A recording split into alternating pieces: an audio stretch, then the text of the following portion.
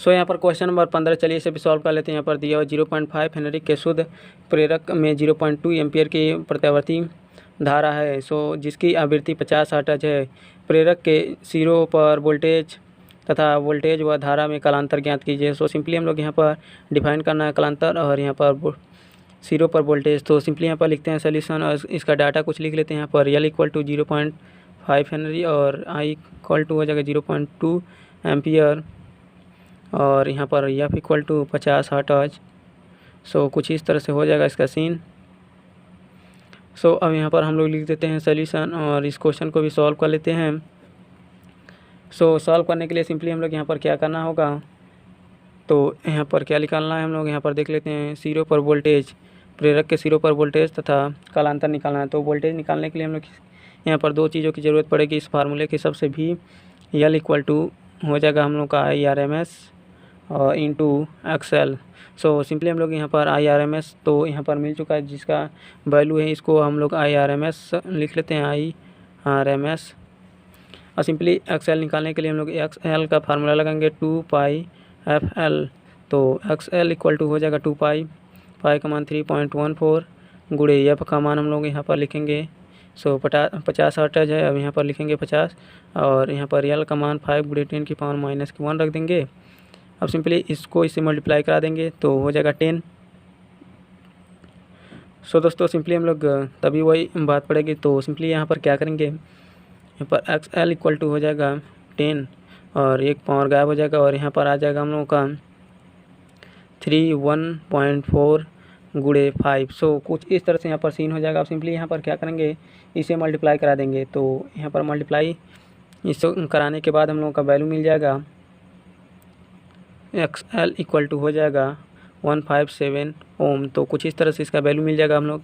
अब सिंपली भी यहाँ से भी L = निकाल लेंगे IRMS इंटू XL। तो इसका वैल्यू रख देंगे भी L = हो जाएगा हम लोग का 0.2 × 157।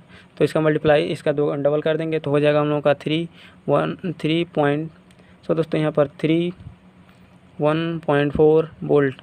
तो कुछ इस तरह से आ जाएगा हम लोग का। इसका डबल करेंगे 7 दूना 14 4 और 5 दूना 10 1 11 और यहाँ पर 2 एकम 2 1 हासिल 3। तो भी L = हो जाएगा हम लोग का 1.4 वोल्ट।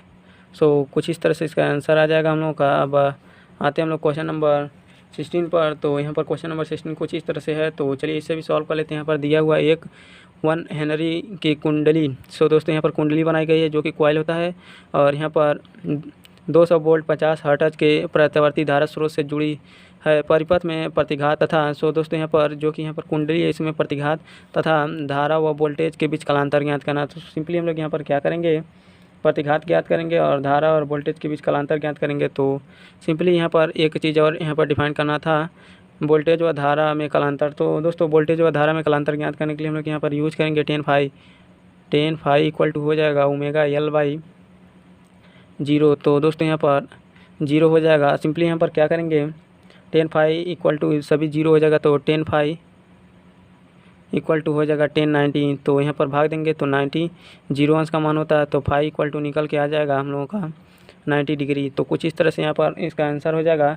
और यहाँ पर लिख देंगे धारा जो कि वोल्टेज से पक्षगामी है। तो यहाँ पर लिखेंगे धारा वोल्टेज से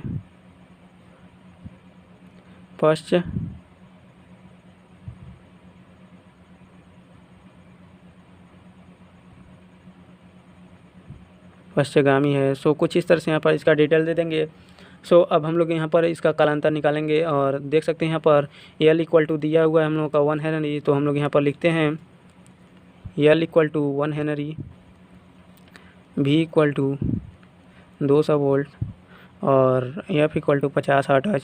सो कुछ इस तरह से यहाँ पर हो जाएगा। अब सिंपली हम लोग यहाँ पर ज्ञात करना है, यहाँ पर XL तो प्रतिघात ज्ञात करना है। तो यहाँ पर लिखते हैं सोल्यूशन और XL के लिए हम लोग क्या चाहिए 2π और F L चाहिए। तो यहाँ पर L है F है और 2π तो यहाँ पर मिल ही जाएगा। तो XL = हम लोग लिखेंगे 2π का मान 3.14 गुणे और F का मान 50 हर्ट्ज और L का मान 1 है। सो सिंपली अब हम लोग इसको गुणा कर लेते हैं। एक्स एल इक्वल टू हो जाएगा 5 दूना 10 और 2 पॉइंट इधर आ जाएगा 314। सो M1 का गुणा करेंगे तो वही आ जाएगा 314 ओम। तो कुछ इस तरह से इसका आ जाएगा। अब सिंपली हम लोग क्या करेंगे, इसका परिपथ में प्रतिघात निकल चुका है। अब सिंपली इसको यहाँ पर प्रतिघात तथा धारा व वोल्टेज के बीच कालांतर निकालना है। तो यहाँ पर सिंपली हम लोग कालांतर निकाल देते हैं और यहाँ पर इस क्वेश्चन में हम लोगों को यहाँ पर सेकंड टर्म कुछ इस तरह से है, देख सकते हैं। यहाँ पर देख सकते हैं 50 हर्ट्ज प्रत्यावर्ती धारा स्रोत से जुड़ी है। तो परिपथ में प्रतिघात तथा धारा। सो दोस्तों यहाँ पर धारा भी निकालना है, वह वोल्टेज के बीच कालांतर ज्ञात कीजिए। तो कुछ इस तरह से है।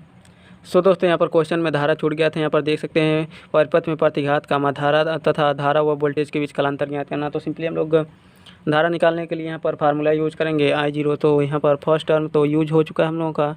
अब सेकेंड टर्म यूज करेंगे यहाँ पर I0 इक्वल टू V0/XL। तो सिंपली यहाँ पर यही फार्मूला रखेंगे 200 वोल्टेज बाई XL का मान 314। तो भाग दे देंगे हम लोग, यहाँ पर इसको काट देंगे तो 200 है। तो सिंपली 100 में हम लोग कट जाएगा, 2 से 1 हो जाएगा 157।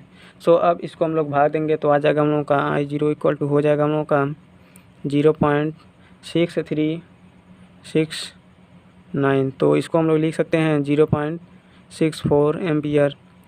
तो कुछ इस तरह से इसका रिजल्ट आ चुका है। अब सिंपली यहाँ पर थर्ड टर्म यूज करेंगे कालांतर ज्ञात करने के लिए। सो यहाँ पर फाई इक्वल टू हम लोग डायरेक्ट लिख देते हैं, जैसा कि हम लोग लास्ट टाइम यूज़ किए हैं। यहाँ पर 90 डिग्री, क्योंकि यहाँ पर 10 phi equal to omega L by 0 हो जाएगा। तो यहाँ पर हम लोग दिखा देते हैं लिख करके 10 phi omega L equal to 0। तो यहाँ पर 0 डिग्री का कोण बनेगा, क्योंकि यहाँ पर धारा वोल्टेज से पश्चगामी है। यहाँ पर यही कंडीशन लिखेंगे हम लोग, धारा वोल्टेज से पश्चगामी है। सो यहाँ पर 10 फाई, तो यहाँ पर इसके इक्वल टू हो जाएगा हम लोगों का 10 फाई इक्वल टू 1090 डिग्री। सो यहाँ पर 10 से 10 कैंसिल होकर फाई इक्वल टू हो जाएगा 90 डिग्री। सो यही इसका आंसर हो जाएगा। अब हम लोग आते हैं यहाँ पर क्वेश्चन नंबर 16 पर। देखते हैं क्वेश्चन नंबर 16 पर कौन सा यहाँ पर क्वेश्चन है और किस तरह से यहाँ पर सॉल्व करना है।